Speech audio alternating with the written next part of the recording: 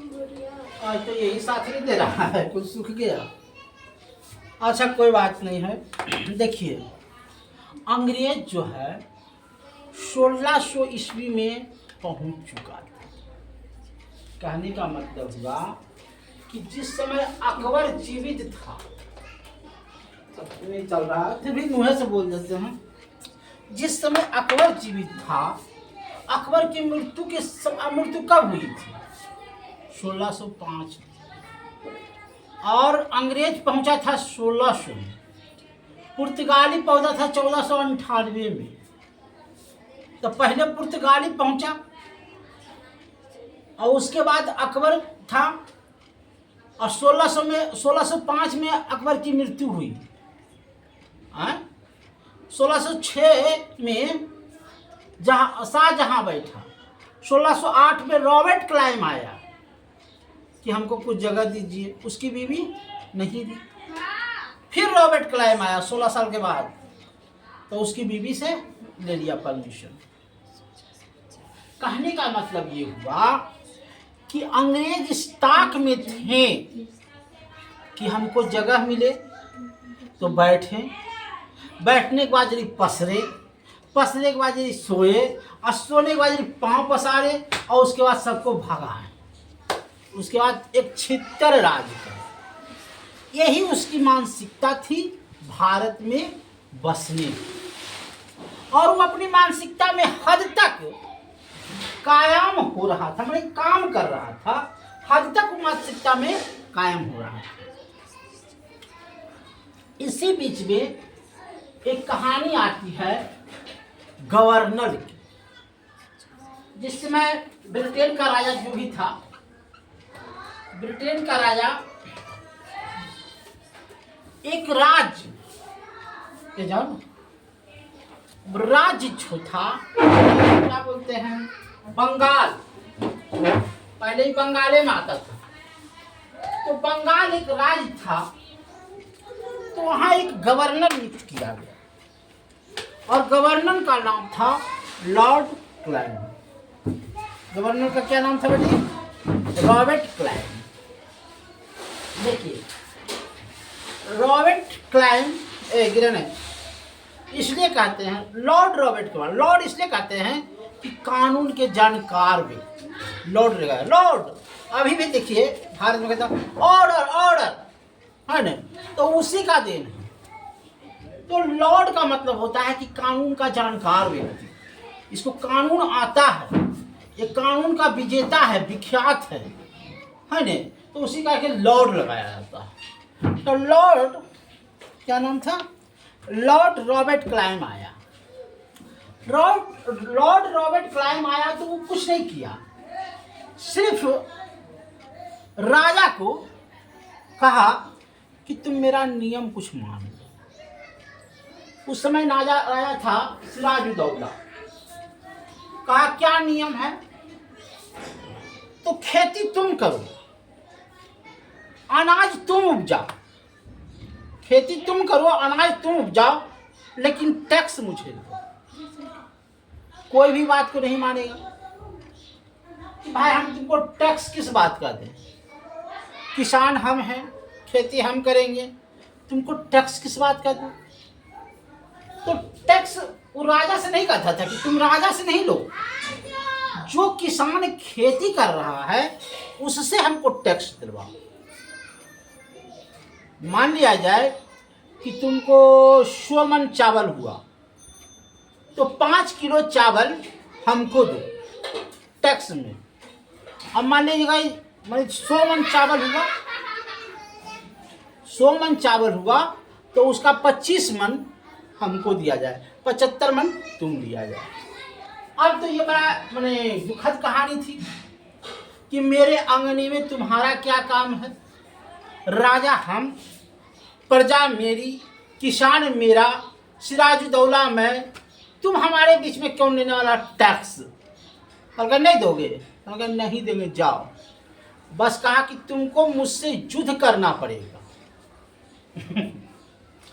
अब युद्ध में तुम हमको हरा दो तब तुम हमको टैक्स नहीं दोगे। अगर जो युद्ध में हम तुमको हरा दिए तो तुमको टैक्स देना पड़ेगा। सिराजुद्दौला अपनी तलवार खींच लिया, अंग्रेज ने भी अपनी तलवार खींच ली। सिराजुद्दौला एक राजा था, टेक्निकल चीज को नहीं जानता था, लेकिन ये अंग्रेज जो था टेक्निकल चीज को जानता, जैसे तोप, गोला, बारूद, बंदूक, ये सब जानता था। अब मान लीजिए यहीं से बंदूक मारा राजा साहब, तो ये सब टेक्निकल था उसके पास, जिससे लड़ाई के मामले में भी राजा जीत नहीं पाता। अंग्रेज इस चीज को जानता था कि अगर मेरी बात नहीं मानता है तो हम लड़ाई करेंगे, और लड़ाई में ही हमसे जीतेगा नहीं, क्योंकि ये जानता है तीर, तलवार, भाला और गरासा। हम जानते हैं बंदूक, पिस्तौल और तोप, ये हमसे जीतेगा नहीं।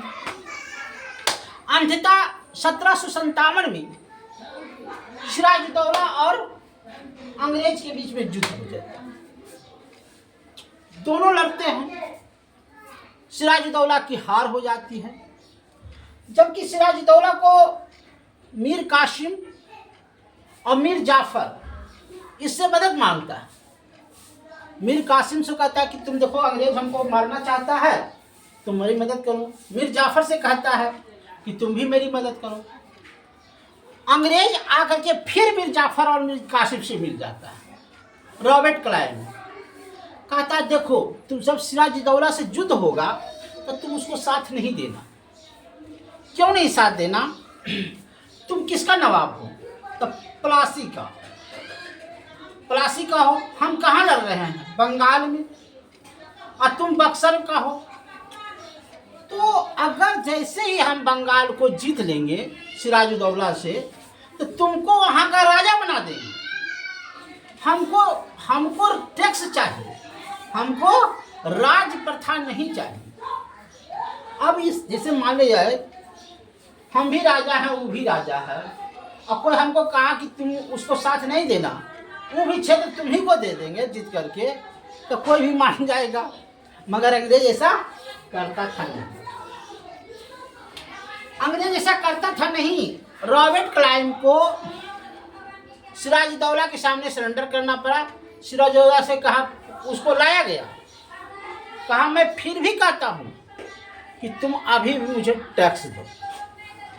अब जब हार गया सिराजुद्दौला तो टैक्स देना पड़ेगा।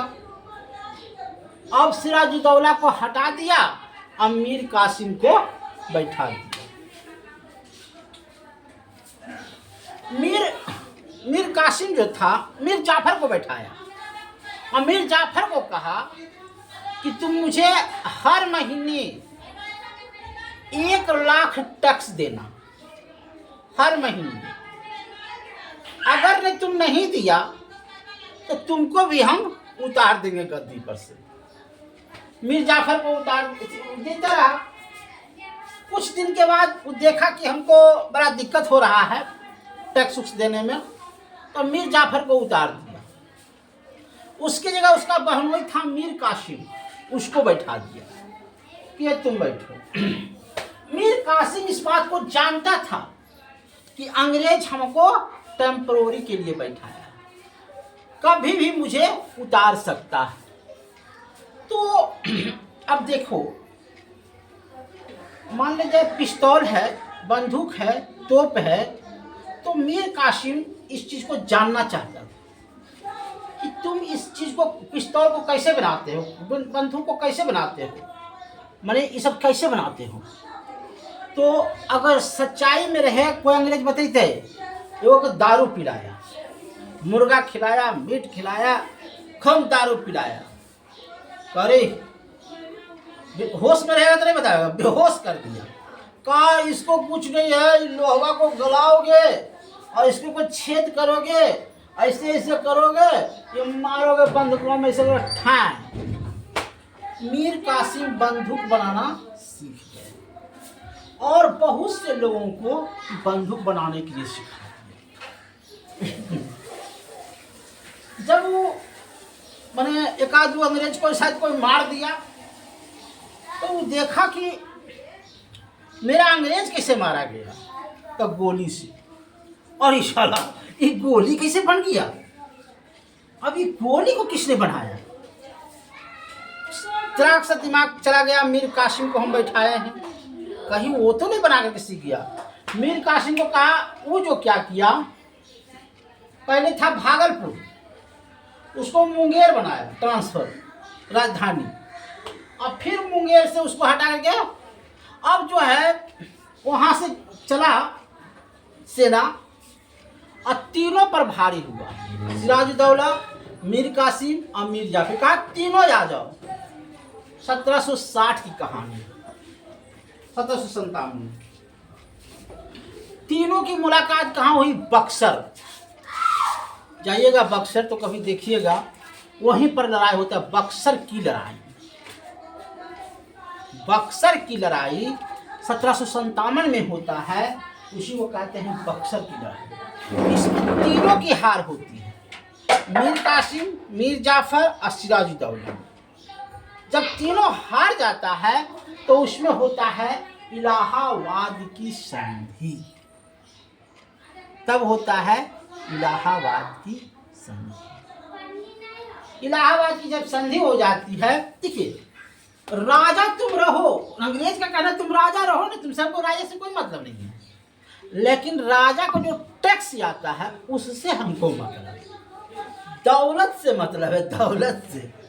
तुम नाम का राजा रहो, दौलत मेरे पास रहेगा। तो इलाहाबाद की संधि होती है और उस संधि में तीनों का हार होता है, जिसमें मीर जाफर की मीर कासिम को मारा जाता है और तीनों मर जाता है हारने के बाद। तो अंग्रेज जो है संप्रभुत्व बंगाल से बिहार आ गया। अब बिहार से इलाहाबाद की संधि हो गई, तो समझ जाओ कि कुछ विस्तार हुआ। और यही विस्तार भारत की अंग्रेज में नींव डालने का काम किया। धन्यवाद।